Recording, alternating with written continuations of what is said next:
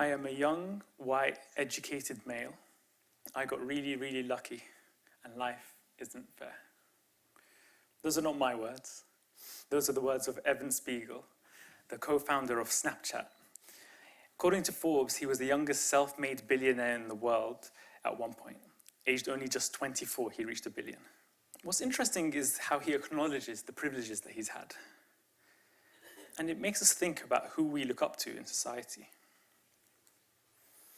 The images that we get of Bill Gates, Oprah Winfrey, Mark Zuckerberg, and these are the kinds of people that we see and we put as successes. We love the self-made story. We love the rags to riches stories. That's why they're so popular in our culture. From Slumdog Millionaire to The Pursuit of Happiness to A Star is Born. We love these stories. They're ingrained in our cultures of coming up, of going against all odds and succeeding. My favorite was The Pursuit of Happiness, with Will Smith playing Chris Gardner, based on a true story. Now, he struggles so hard, his family and marriage is breaking up, his son he has to look after, but he can't pay his rent, and he's trying to get a job, his business isn't working, he goes through so much stress and hardship. If you watch this film and it doesn't bring a tear to your eye, then there must be something wrong with you. It's so, it really hits you. At one point, he's in the toilet with his son in a subway station, and they're sleeping there. And he's crying because he can't provide for his son. But eventually, at the end of the movie, he succeeds. And that's when we can be happy. It's the epitome of the American dream, of meritocracy, that if you work hard enough, you can succeed. Anyone can succeed. But what's the truth? What's the data about going from rags to riches? So over here we've got a graph, and if you look at the red markers, they show the percentage or the perceived probability of moving from the bottom 20% of society to the top 20%. So from very poor to very rich, what's the chances of it happening? Now if you look at the red markers in America, they think it's quite high, whereas in these other European countries, quite wealthy countries, they think it's lower. And if you see, it's the only one, if you look at the actual data, you see America's the only one which overestimates by quite a margin, and the European countries underestimate the chances of doing it. So maybe we should be more optimistic about it. But it's quite ironic. The land of opportunity, the land of the American dream, is least likely to move from very poor to very rich. So the question is, where does success come from? Is it hard work and deserved, and therefore, something, if somebody's rich, they deserve to be rich? Or is it luck, and therefore, in a way, undeserved, and maybe should share it with the rest of society? I mean, where is the reality of it? Well, before we move on, there's one other self-made billionaire I'd like to show you. This is who Forbes had on their cover as the youngest self-made billionaire at just 21, Kylie Jenner. Self-made. Dictionary.com had a tweet that went viral. Self-made means having succeeded in life unaided. Used in a sentence, Forbes says that Kylie Jenner is a self-made woman. Damn, Dictionary.com just destroyed Kylie. The question is though, so if you're Kylie Jenner and you're considered self-made, then when are you not self-made? That's the question, really. Let me talk about myself. So when I had a job in the city for a while after I graduated, very briefly. I didn't like having a job, and my dream was to start my own business, and I'd heard about people creating passive incomes within their businesses and be able to travel and have free time, and it sounded amazing. And then I thought, I'm actually going to do it. I'm actually going to leave the job. And that picture is of me on the day that I quit my job. I was so happy. And then fast forward 2 years of hard work, grit, determination. I mean, I'd grown up in a modest family, and I'd loved reading self-development books about whatever you can conceive, you can achieve. And I kind of took that path. I set a goal, and it was really tough. No one can tell you that it's easy. But I got there, and there I am in a tropical island on a beach in a hammock. That's what I was dreaming of, really. So I thought, I was very satisfied with myself. I did this. I did this all myself. Well done me, I've done the right thing. I've gone through, I've paid my dues. But one day, this kind of impression changed. In my travels, I was in the Philippines at one point, in Manila. And I left my plush Airbnb apartment, and I saw some cute kids, playing out in the street. They were barefoot and looking a bit scruffy. And I realized they were begging. Now, impoverished kids is not unusual for Manila, but this was a part I was staying in, which is like a really nice business area, and I had never seen any beggars in that area at all. So as I was walking past, one of the little girls points to what I had in my hand. It was an Evian bottle with just a little bit of water in it. I realized that she's thirsty and she wants the water. And that really had an effect on me. I was like, wow. You know, in growing up here in London, you think that there's social safety nets. No one's going to die of thirst or hunger or anything like that, or you hope anyway. But this was in the Philippines. So I gave it to them, and it made me rethink. I emptied out all my pockets of change. And I started thinking about success and how I felt like I was self-made. And I realized that I'd been set up for success. You see, I was born in Baghdad, and I came to London when I was 3 years old with my parents. And we left in '91, just before the sanctions really started to have their effect. There was widespread malnutrition and hyperinflation. In a way, maybe I could have been one of those kids. So then I realized that this is true for anyone. None of us are self-made, purely self-made. It's the society that we're brought up in which sets us up for success. It's our parents, it's the luck of our birth, the luck of where we're brought up, our education. All these things, the opportunity, the stability, the health. How many different things can we list off? Not only that, but you do things in teams anyway. Like when you have a business, you do it with a team. So you can't take all the credit for it, right, as an entrepreneur. So it's not, unlike what all the motivational speakers teach, it's not all about just hard work and just hustle and come on, you can do it. And if you're not there yet, it's just because you're not working hard enough. It's not always the case. Even Evan Spiegel, who is part of that startup culture of hustle hard and work long hours, he says, it's not about working harder, it's about working the system.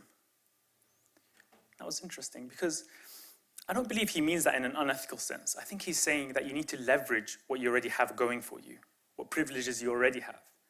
In other words, rather than working hard, you need to work smart, as well as hard. I believe it's all about unfair advantages. Now, what is an unfair advantage? An unfair advantage is something that gives you a competitive upper hand. It's like a head start in a race. They're not just your strengths, right? There's enough strength finder exercises and things like that, but they're also your circumstances. Here's a simple example. That's an unfair advantage. If you're tall, you're more likely to become a professional basketball player than if you're short. You can't work hard at getting taller. It just doesn't work like that. Same is true in life and business. And this is how we codified it. Me and my co-author, we codified what unfair advantages there are. And we start with money, intelligence and insight, location and luck, education and expertise, and status. So we'll kind of dive into those. And of course, they're on a foundation of mindset. Because if you don't have the right mindset, then you can't really get anywhere. So money, simple example.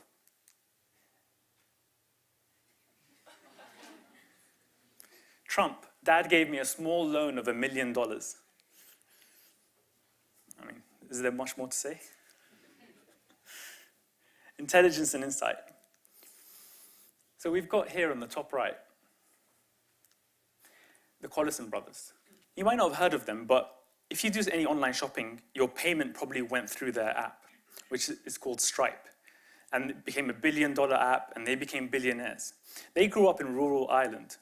Now, what was their unfair advantage? They were really, really smart, and that's just one of the things that they've really had going for them. Patrick, on the left, won Young Scientist of the Year award when he was 16. He even invented his own computer code.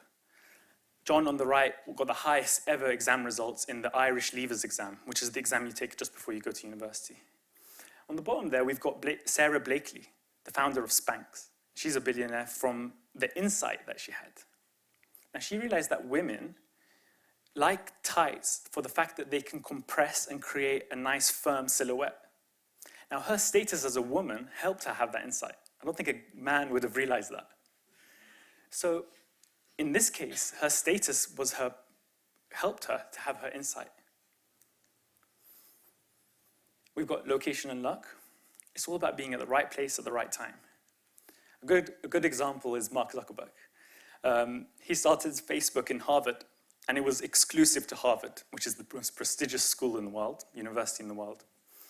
And so it was really cool to be on Facebook. Like if you were on Facebook, it's like, wow, like I want to get on Facebook. And then they rolled out to other Ivy League schools, and then to the other universities, and then to the public. So that was the right place. And then in terms of location, he then moved to Silicon Valley, which is where all tech startups grow and work really well. And right time, he did it right when broadband was taking off, right when camera phones started to have cameras. And so that really helped Facebook to get hold. Education and expertise. Great example of that, Sergey Brin and Larry Page of Google. These guys came up with Google as their dissertation in their PhD at Stanford University. It was part of their computer science course. And they thought, how do we map out the internet? How do we put it on a graph? It's this nerdy stuff that they figured out and created a better search engine with. That was their unfair advantage. Lastly, we've got status. So we've covered someone like Kylie Jenner, who has massive socioeconomic status and fame and all the things that go with the kind of background that she's had. She grew up on television sets, reality show. But you also have, status can be anything. It can be your socioeconomic status, which is massive and isn't talked about as much in diversity and inclusion. But also you've got ethnicity and religion and whether your gender and even your height and your age and all these aspects of how you come across is part of your status. Because people judge a book by its cover, unfortunately. It's also who you know. A good example, just before I move on, a good example is actually Bill Gates. Nobody knows that he got his first contract with IBM through his mum, because she was on the board with the IBM CEO. But I'd like to say we all have unfair advantages, because you might be hearing them and think, I don't have that much going for me, I don't have that many unfair advantages. Actually, we all have unfair advantages. Now, what do I mean? Unfair advantages can be double-edged swords. So for example, let's say you have the right mindset. If you have the right mindset, you can kind of change disadvantage into an advantage. So a good example of this is my co-author, Ash Ali. He grew up in inner city Birmingham, and there he is. He grew up in inner city Birmingham, very poor, crime-ridden area, and he didn't go to university. So he didn't have money, he didn't have education there. But what he did is he taught himself how to start a website back in 1999 and sell shoes online. He taught himself from books. He built up his own expertise. So the fact that he had no education means he was self-taught, and he learned by doing and by reading. Also, the money thing, it really drove him. You know, like you can kind of be really driven by the fact that you don't have it, but also the fact that you have a safety net. He could live home with his parents and stuff. And also, it meant he had nothing to lose, so he was all in his business. And it helped him be creative. See, necessity is the mother of invention, and if you can kind of be tight on money, you can think, okay, how do I solve this creatively? Rather than rich kids that might just throw money at the problem to solve it. Now, when we think about success, we can think about all the things that we don't have going for us. Like we can fixate on the privileges that we don't have. But if we do that, we're blinded to the privileges that we do. We're blinded to the fact that there's so much that we have going for us already. There's so much for us to be grateful for already. And if you'd asked me when I was younger if I'd one day be an entrepreneur, I wouldn't believe you. I'd say, no, that's not going to happen. If you'd asked me whether I'd be on TEDx sharing his talk one day, I wouldn't have believed that either. And if you'd asked me if I'd become an author of a book for the first time and get a publishing deal, you wouldn't have believed that, but there I am, signing a publishing deal with one of my favorite publishers. So in my experience, we overestimate what we can achieve in a year, but I think we underestimate what we can achieve in a decade. So what I'd like to ask you is, what is your unfair advantage? Thank you.